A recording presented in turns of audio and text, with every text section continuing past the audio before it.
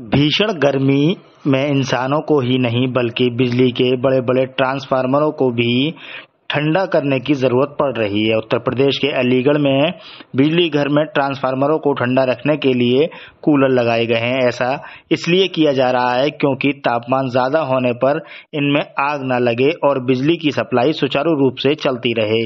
दरअसल देश के कई हिस्सों में भीषण गर्मी की मार है।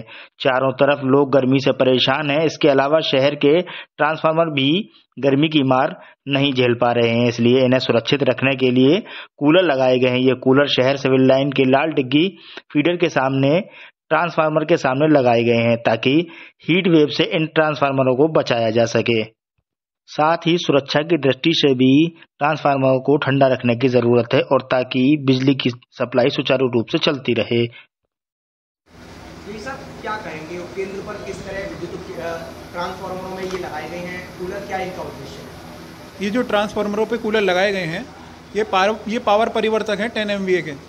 इनका जो एक होता है वाइंडिंग टेम्परेचर, एक होता है इसका oil temperature, oil winding temperature और एक वो वाइंडिंग टेम्परेचर। तो उसका जो वहाँ पे एक वो लगा हुआ है वो मीटर, उसमें अगर वो 60 डिग्री के ऊपर 70 डिग्री के ऊपर है तो मतलब हाई अलार्मिंग सिचुएशन है। उसकी वजह से इसके कंजर्वेटर के पास और कंजर्वेटर नहीं, इसका रेडिएटर पे 2 कूलर बड़े बड़े लगाए गए हैं ताकि वो उसकी जो हीटिंग है वो कम रहे। ये कहना गलत नहीं होगा कि जिस तरह इतनी भीषण गर्मी में आम इंसान को कूलर और एसी की जरूरत पड़ रही है, कहीं ना कहीं ट्रांसफार्मर को भी कूलर एसी की जरूरत पड़ रही है?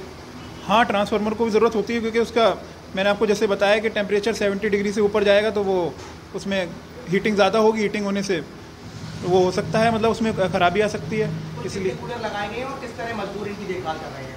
2 कूलर लगाए गए हैं, 2 10 MVA के ट्रांसफार्मर हैं, 2 लगाए गए हैं उस पर।